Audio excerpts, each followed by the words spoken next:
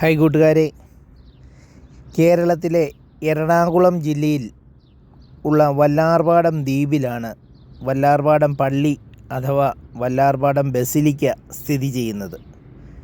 ഏകദേശം 1 കോടിയോളം വിശ്വാസികൾ എല്ലാ വർഷവും ഈ ബസിലിക്കയിൽ സന്ദർശനം നടത്തുന്നു എന്നാണ് കണക്കുകൾ പറയുന്നത്. ലോകത്തിലെ തന്നെ ഏറ്റവും വലിയ മരിയൻ തീർത്ഥാടന കേന്ദ്രങ്ങളിൽ ഒന്നുകൂടിയാണിത്. 1524 പോർച്ചുഗീസുകാരാണ് ഈ ദേവാലയം നിർമ്മിച്ചത്. 2004 സെപ്റ്റംബർ 12 മുതൽ ഈ ദേവാലയത്തെ കേന്ദ്ര സർക്കാർ ഇന്ത്യയുടെ ദേശീയ തീർത്ഥാടന കേന്ദ്രമായി പ്രഖ്യാപിച്ചു. ലോകത്ത് ഈ പള്ളിയിൽ മാത്രമുള്ള ചരിത്രപ്രസിദ്ധമായ ഒരു നേർച്ചയുണ്ട്. അതായത്, ഈ പള്ളിയിൽ വന്ന് അടിമ വച്ച് ഈ പള്ളിയുടെ മുറ്റം അടിച്ച് വൃത്തിയാക്കിയാൽ നമ്മുടെ ന്യായമായ ഏത് ആവശ്യവും വല്ലാർപാടത്തമ്മ സാധിച്ചു തരും എന്നു തൊട്ടാണ് നൂറ്റാണ്ടുകൾ പഴക്കമുള്ള വിശ്വാസ പഴമ. ഈ വിശ്വാസത്തിന് ആധാരമായ ചരിത്രമാണ് ഇന്ന് ഞാൻ നിങ്ങളോട് പങ്കുവയ്ക്കുവാൻ ഉദ്ദേശിക്കുന്നത്. 1752 മെയ് മാസം 23 വല്ലാർപാടത്ത് താമസിച്ചിരുന്ന മീനാക്ഷിയമ്മയും അവളുടെ മകനും കൂടി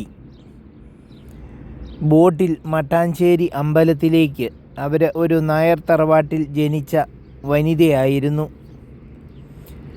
അവർ ബോട്ടിൽ മട്ടാഞ്ചേരി അമ്പലത്തിലേക്ക് പോകുന്ന സമയത്ത് ആ ബോട്ട് മുങ്ങിപ്പോവുകയും അതിലുണ്ടായിരുന്ന ആൾക്കാർ എല്ലാവരും അപകടത്തിൽപ്പെടുകയും ചെയ്തു.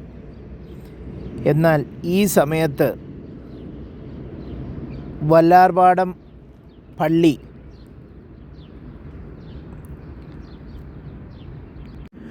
മുന്നിൽ കണ്ട മീനാക്ഷിയമ്മ വല്ലാർപാടത്തമ്മേ, ഞങ്ങളെ രക്ഷിച്ചോളണമേ എന്ന് പ്രാർത്ഥിച്ചുകൊണ്ടാണ് മുങ്ങിപ്പോയത്.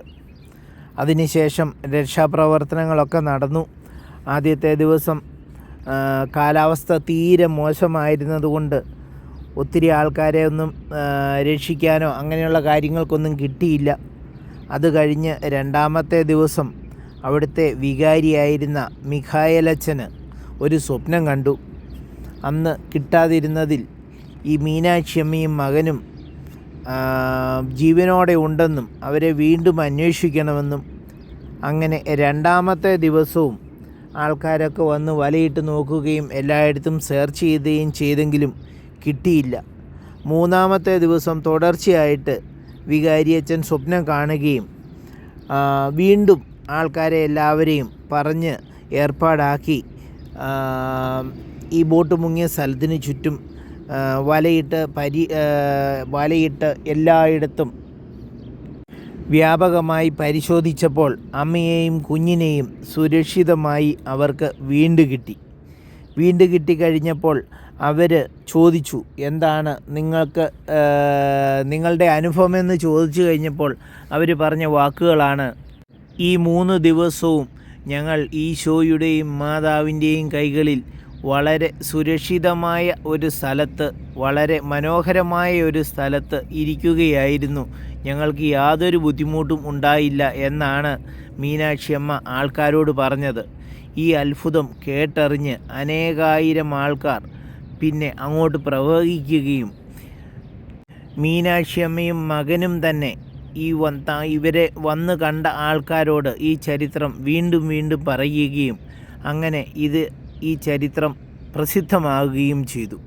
അതിനുശേഷം മീനാക്ഷിയമ്മയും മകനും മേരി എന്നും യേശുദാസ് എന്നും നാമത്തിൽ മാമോദീസ സ്വീകരിക്കുകയും അവരുടെ ബാക്കിയുള്ള കാലം മുഴുവൻ പള്ളിമുറ്റത്ത് പള്ളിയുടെ കാര്യങ്ങൾ എല്ലാം നോക്കി നടത്തി, അതുപോലെ തന്നെ മിറ്റവടിക്കുകയും ബാക്കി കാര്യങ്ങളെല്ലാം വൃത്തിയാക്കുകയും ചെയ്ത് ജീവിതകാലം മുഴുവൻ വല്ലാർപാടത്തമ്മയുടെ അടിമയായി അവിടെ ജീവിച്ചതിൻ്റെ ഓർമ്മയ്ക്കാണ് ഇപ്പോഴും ആൾക്കാർ എല്ലാ ദിവസവും അവിടെ വന്ന് പള്ളിയുടെ മുറ്റമടിക്കുകയും ചൂല് നേർച്ചയായിട്ട് കൊണ്ടുവന്ന് കൊടുക്കുകയും ചെയ്യുന്നത്.